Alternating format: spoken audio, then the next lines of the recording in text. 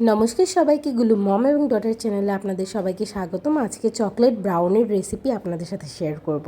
এখানে 1 কাপ পরিমাণ চিনি নিয়েছি, সাথে হচ্ছে 2টা আস্ত ডিম নিয়েছি। এই ডিমগুলো ফ্রিজার থেকে বের করে গিয়ে নর্মাল টেম্পারেচারে এনে নিতে হবে। এরপরে ডিমটা এবং চিনিটাকে ভালো মতো বিট করে নিতে হবে যতক্ষণ পর্যন্ত একটু ফোমি ফোমি টেক্সচার না চলে আসে।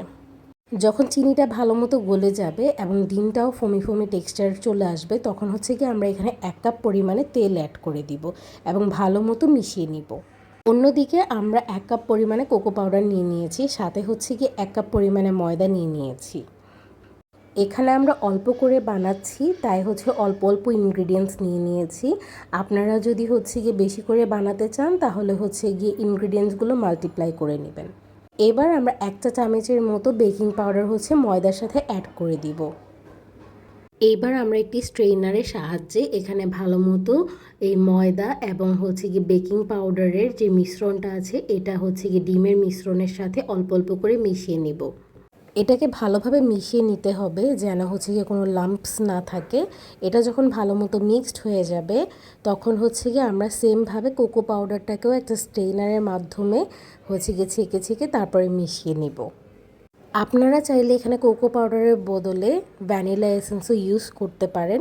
আমরা চকলেট ব্রাউনিটা খেতে পছন্দ করি, তাই আমরা কোকো পাউডারটা অ্যাড করে দিয়েছি। আমরা অফ ক্যামেরাতে এখানে অল্প একটু পরিমাণে লবণ দিয়ে দিয়েছিলাম, যেটা ভিডিও করা হয়নি। মেশাতে মেশাতে যখন এরকম কনসিস্টেন্সিটা এসে যাবে, দেখতেই পাচ্ছেন কতটা সিল্কি স্মুথ হয়েছে।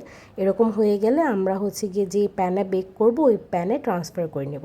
ট্রান্সফার করে নেওয়ার পরে আমরা এখানে কিছু কিশমিশ অ্যাড করে দিয়েছি এবং অল্প কিছু পিনাটস অ্যাড করে দিয়েছি। আমার তো এই বাদামের ক্রাঞ্চিনেসটা অনেক ভালো লাগে, তাই বাদামটা অ্যাড করে দিয়েছি। এরপরে এটাকে ভালো মতো বেক করে নিলেই হয়ে যাবে। আমরা তো চুলাতে বেক করেছিলাম, আপনারা চাইলে ওভেনে, চুলাতে যে কোনো কিছুতেই আপনারা বেক করে নিতে পারেন। এই রেসিপিটি আপনারা বাসায় ট্রাই করে আমাদেরকে জানাবেন কেমন হয়েছিল। আমাদের পাশে থাকবেন, লাইক কমেন্ট শেয়ার করবেন। ব্রাউনিটা খুবই সফট হয়েছিল এবং খেতে তো দুর্দান্ত হয়েছিল। এটা বানানো হয়েছিল আমার দিদিমার বার্থডে উপলক্ষে। আজকে এই পর্যন্তই। লাইক কমেন্ট শেয়ার করবেন, সবাই ভালো থাকবেন। বাই বাই সবাইকে।